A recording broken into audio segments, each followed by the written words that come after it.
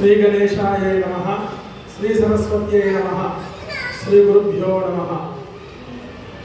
భక్తులందరికీ శ్రీ విశ్వావసు నామ సంవత్సర ఉగాది శుభాకాంక్షలు, శుభాశిస్సులు.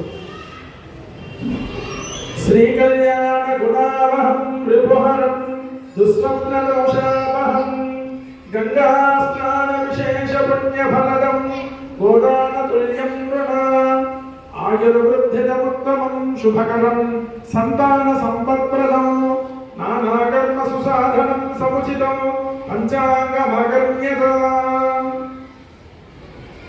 ఈ యొక్క ఉగాది రోజు నాడు సృష్టి ప్రారంభమైనటువంటి రోజు కనుక ఇది యుగాది ఉగాదిగా నామాంతరం చెందింది. ఈ ఉగాది రోజు నాడు ప్రతి మానవుడు చేయాల్సినటువంటి కర్తవ్యం ఏమిటి అంటే నిమ్మకుసుమ భక్షణం. అంటే ఉగాది రోజు మన ప్రాంతంలో అనుకునేటువంటి ఉగాది పచ్చడి స్వీకరించడం, అలాగే సంవత్సరం ప్రారంభంలో ఏర్పడేటువంటి గ్రహ సంచారం వల్ల ఈ నూతన సంవత్సరం ఎలా ఉంటుంది అని తెలుసుకోవడం కోసం పంచాంగ శ్రవణం చేయాలి. పంచాంగ శ్రవణం చేస్తే మనకి ఏమొస్తుంది అంటే శ్రీ కళ్యాణ గుణావహం రిపుహరం విస్వప్న దోషావహం. ఈ యొక్క పంచాంగ శ్రవణం చేయడం వల్ల శ్రీ కళ్యాణ గుణావహం అందరికీ కళ్యాణప్రదం అంటే శుభం జరుగుతుంది అని ఒక అర్థము.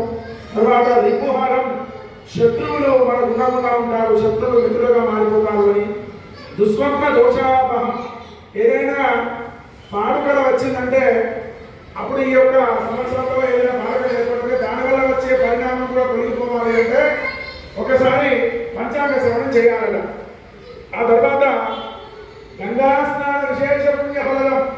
పంచాంగ శ్రవణం చేయడం వల్ల గంగా నదిలో స్నానం చేస్తే ఎంత పుణ్యం వస్తుందో అంత పుణ్యం ఈ యొక్క పంచాంగ శ్రవణం చేయడం వల్ల వస్తుంది అని చెప్తున్నారు. గోదాన తుల్యంటున్నా, గోదానం చేస్తే ఎంత పుణ్యం వస్తుందో అంత పుణ్యం ఈ యొక్క పంచాంగ శ్రవణం వల్ల వస్తుంది అట. ఆయుర్వృద్ధిద ఉత్తమం, ఆయుష్ కలుగుతుంది అట.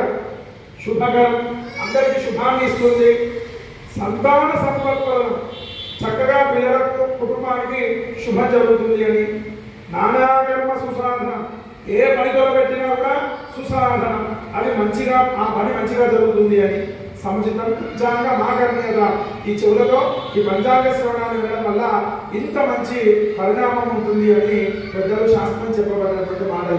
అంటే ఈ పంచాంగ శ్రవణంలో భాగంగా ఈరోజు ఈ సంవత్సరం విశ్వావసు అనేటువంటి నామంతో ఈ సంవత్సరం ఏర్పడుతుంది. మొత్తం 60 సంవత్సరాలు ఉంటాయి. ప్రభవానామ సంవత్సరం నుంచి మొదలుకుంటే అక్షయనామ సంవత్సరం వరకు 60 సంవత్సరాలు ఉంటాయి.